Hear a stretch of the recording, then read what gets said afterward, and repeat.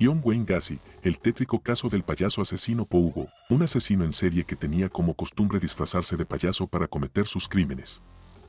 Uno de los casos más famosos que se estudian en las asignaturas de psicología forense es el de John Wayne Gacy, un individuo que de cara a los demás era adorable, pero que cometió varias decenas de crímenes, torturas y abusos.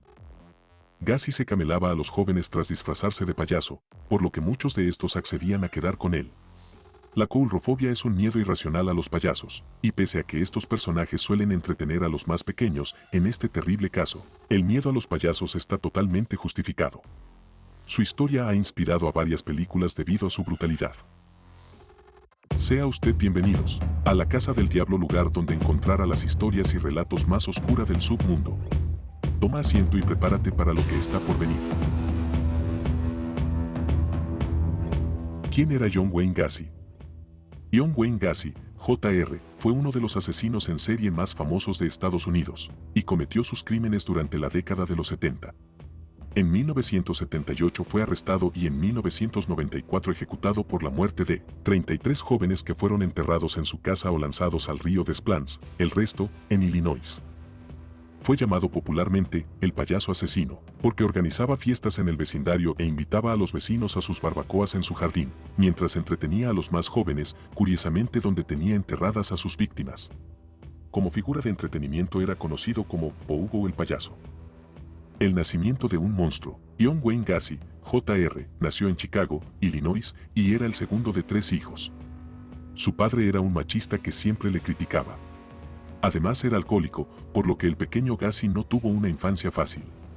A los 11 años tuvo un accidente al golpearse la cabeza con un columpio que le provocó un coágulo de sangre en la cabeza que pasó desapercibido hasta los 16 años, cuando comenzó a tener mareos. Durante sus años de instituto su familia se mudó de lugar varias ocasiones, lo que causó que tuviera que acudir a distintos centros educativos y se convertirse en una persona extraña con poca estabilidad emocional. Aún y así, y pese a las dificultades, se graduó en gerencia empresarial en el Northwestern Business College. Tras una posición de prácticas en un Boot Shoe Company, en 1964 fue promocionado y transferido a Springfield en Illinois. Trabajando allí conoció a una trabajadora que se convertiría en su mujer, Marlene Mears, y consumaron su matrimonio el año siguiente en 1065. Los padres de esta, que adquirieron varios locales de la franquicia Kentucky Fried Chicken, KFC, le ofrecieron un puesto de gerente en Waterloo, Iowa.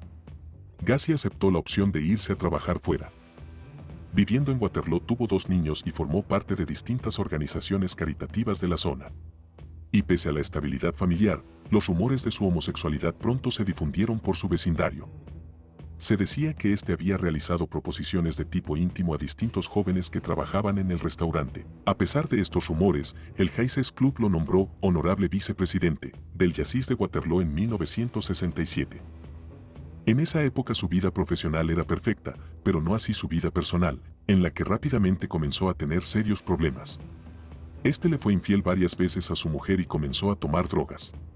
Además, construyó una habitación en su sótano donde invitaba a los jóvenes a beber e intentó tener relaciones con alguno de ellos. Denunciado y encarcelado. Pero su idilio con los habitantes de Waterloo pronto llegaría a su fin, pues recibió varias denuncias de los jóvenes que acudían a su sótano. Mark Miller fue el primero que acudió a la policía afirmando que había sido atado y abusado en una de las visitas a la casa del payaso asesino. John Wayne Gacy fue sentenciado a 10 años de cárcel, pero su buen comportamiento le permitió estar en la calle a los 18 meses. Su mujer se divorció de él y nunca volvió a ver a sus 2 hijos. Tras salir de prisión, Gacy volvió a Illinois a vivir con su madre y en 1971, gracias a la ayuda económica de su progenitora, se compró una casa en el 8213 West Somerdale Avenue, en una zona de Chicago. Sus crímenes más macabros. Tras su paso por la cárcel, Gacy se encargó de dejar atrás su pasado y fue bien acogido por los habitantes de la nueva localidad en la que habitaba. De hecho, era una persona amable y querida porque organizaba barbacoas en su hogar y se disfrazaba de payaso para entretener a los más jóvenes y a los niños que estaban enfermos. Pocos vecinos podrían imaginarse la clase de persona que era. En 1972 se casó con Carol Howe, pero su matrimonio se acabó en 1976 puesto que manifestaba que no tenían relaciones íntimas y había descubierto que se daba placer con revistas de adultos de contenido homosexual. En esta localidad, el payaso asesino llevó a cabo decenas de asesinatos, como el de un joven llamado Daryl Sampson que fue a la casa de West Somerdale Avenue y nunca más se lo volvió a ver, con vida. Durante esa década, Gacy continuó abusando, torturando y asesinando a multitud de jóvenes. Algunas de sus víctimas fueron Randall Reflett, Samuel Stapleton, William Carroll, Rick Johnston, Gregory Gatzik, así hasta un total de 33 jóvenes inocentes. El más joven de 14 años y el mayor de 21.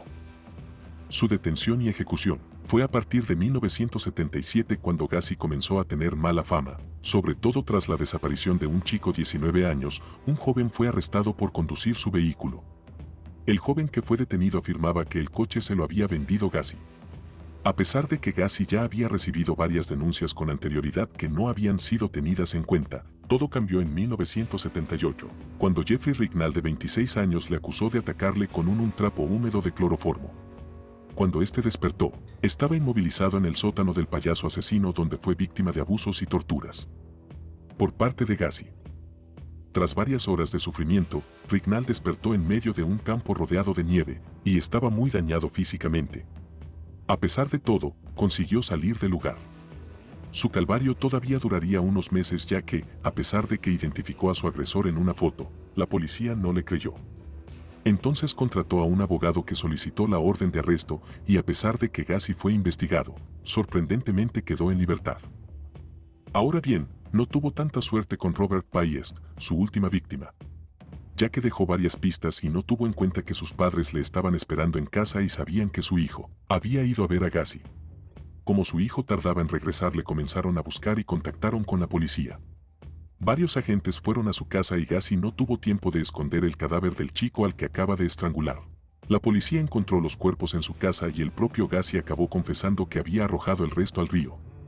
Fue condenado y ejecutado en mayo de 1994. Posibles explicaciones del caso del payaso asesino. Este terrorífico caso se convirtió en popular en Estados Unidos y en la actualidad se estudia en cursos y asignaturas de psicología forense, junto con otros casos como el del petiso orejudo o BET. Los psicólogos han aportado distintas opiniones y explicaciones a las causas de la personalidad de este asesino en serie. Algunos señalan la pobre relación con su padre que, además de ser alcohólico, le trató muy mal durante su infancia. Otros piensan que el golpe que recibió en la cabeza y los consecuentes desmayos que sufría a partir de los 16 años tuvieron algo que ver con su macabra conducta. Incluso algunos psicoanalistas han sugerido que el asesinato de estos jóvenes era la expresión inconsciente del odio a sí mismo por su propia homosexualidad, condición que nunca llegó a asumir. Tras su muerte, el cerebro de Gacy fue extraído. Pero el psiquiatra forense que lo examinó, y pese a las especulaciones de muchos profesionales, no encontró anormalidades que pudieran explicar la conducta violenta de Gacy. Este mismo forense afirmó que John Wayne Gacy no cumplía con el perfil psicológico característico de un asesino en serie, y la doctora Morrison, que conoció al propio John y que estudió a distintos asesinos como Ed Gein, es su papel como testigo psiquiatra en el caso, afirmó que Gacy tenía la estructura emocional de un niño. Eso ha sido todo por hoy, espero hayas tenido un placentero viaje por las tinieblas y recuerda apoyar esta casa como este canal con tu suscripción. Hasta la próxima. Hijo del terror.